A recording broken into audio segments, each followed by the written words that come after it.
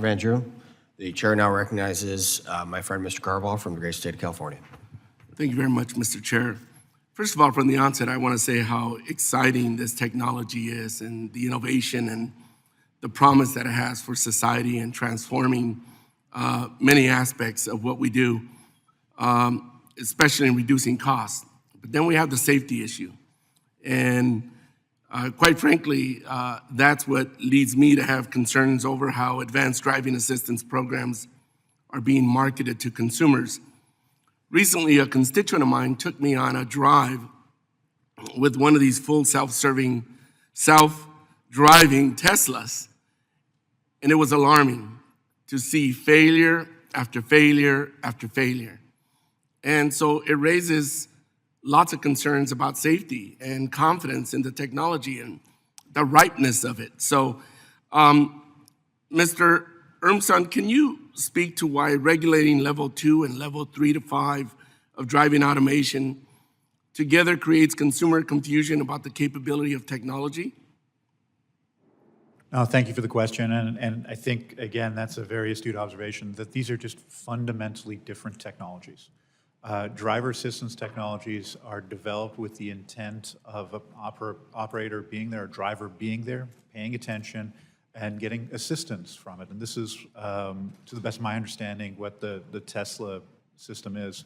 In contrast, we're developing a system that is able to take full responsibility for the driving task, where we're not dependent on a lack of confusion between the driver and the vehicle to ensure safety, and where we are developing with a much more, I believe, robust approach to safety. It sounds like you're creating the gold standard. How does Aurora approach interaction with local communities you are testing in, especially local governments and first responders? This is one of the areas where I'm particularly proud of the way the company's engaged. We see that the stakeholder set that's involved in this is broad, and from day one we've engaged at the federal level, the state level, the local level. We work with emergency and first responders in the communities we operate. We have a gentleman on staff who had, I think, 30 years of experience, Gary, in law enforcement. One of the shining examples of the collaboration we've put in place is our trucks operate through an inland border patrol station in Texas. We're the first company that can do that autonomously. And together, that was us and the CBP coming together to figure out a process to integrate this technology safely into their existing processes. Thank you. Mr. Farah, the National Highway Traffic Safety Administration, NHTSA, has issued a standing general order on AV crash reporting, requiring manufacturers of fully and partially automated vehicles to report crash data. Do you support the continuation of this standing order?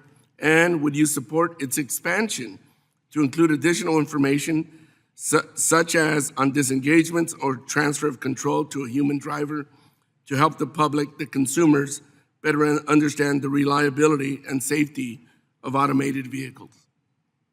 Congressman, thank you very much for the question. I think that I've come back a few different times during this testimony to talk about the importance of the standing general order, the transparency of the data. This is something that we're very proud of, the safety record that is presented. There are certainly improvements that can be made to the SGO in terms of what gets reported, how it's presented to the public, so there isn't a lot of confusion out there. And so there may be refinements, but certainly this is something that we understand the importance of it and expect it to continue. So you support that? We support having the data presented. We think there might be opportunities to improve how it is done. Thank you very much. Mr. Chair, I yield back.